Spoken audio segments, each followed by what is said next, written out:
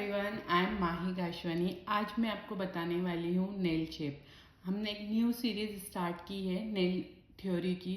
मैंने अपनी थंबनेल तो चेक कर ही लिया होगा। मैंने एक नेल थ्योरी की न्यू सीरीज स्टार्ट की है, उसमें आज हमारा डे 2 है। इस न्यू सीरीज में मैं आपको ऑल थ्योरी सेशन दूंगी।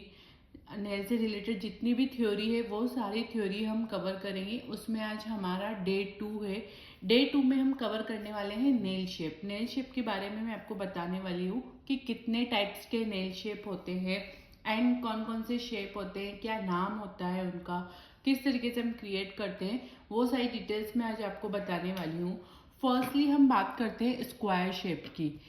जो मैं आज आपको शेप बता रही हूँ, ये मोस्टली यही शेप रनिंग में चलते हैं एंड आप ये वाले शेप क्रिएट करना सीख गए तो आप इजीली कोई भी शेप क्रिएट कर सकते हो। फर्स्ट मैं आपको एक्सप्लेन कर रही हूँ स्क्वायर शेप। स्क्वायर शेप देखिए किस तरीके का होता है।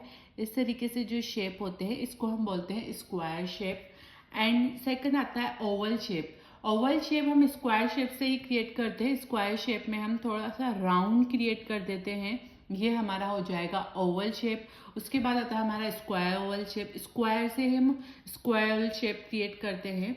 रहता वो स्क्वायर ही है, बस ये जो कॉर्नर होते हैं इसको हम राउंड कर देते हैं। स्क्वायर में ये थोड़े इस तरीके से कॉर्नर होते हैं। स्क्वायर शेप जो होता है उसमें हम इसको राउंड कर देते हैं इस तरीके से, इस तरीके से। एंड ओवल शेप में ये थोड़ा नेरो हो जाता है।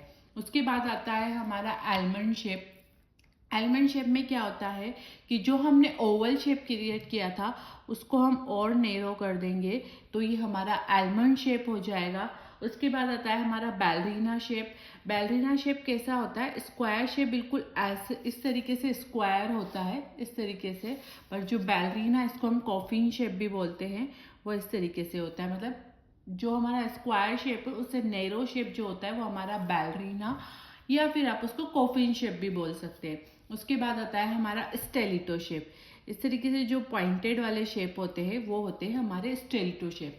अब इनमें डिफरेंस क्या होता है? देखिए, स्क्वायर शेप जो होता है उसको हम थोड़ी फाइलिंग करेंगे तो ये हमारा बन जाएगा कॉफिन या बैलरीना शेप, कुछ भी आप बोल सकते हैं। यहाँ साइड से फाइलिंग करेंगे तो ये हमारा हो जाएगा कॉफिन या बैलरीना शेप।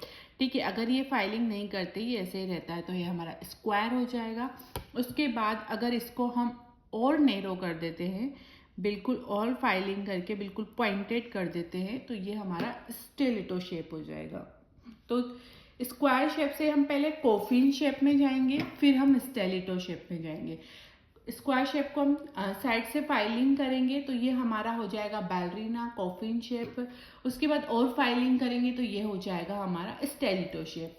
अब ओवर स्क्वायर शेप में क्या होता है, कॉफिन शेप को ही हमने साइड से थोड़ी फाइलिंग कर दी तो वो हमारा स्क्वेयर शेप हो जाएगा। और हमने और फाइलिंग कर दी, इसको थोड़ी और फाइलिंग कर दी तो ये हमारा हो जाएगा ओवल शेप। अगर और नैरो फाइलिंग कर दी हमने इसकी इस तरीके से तो ये हमारा हो जाएगा आलमंड शेप।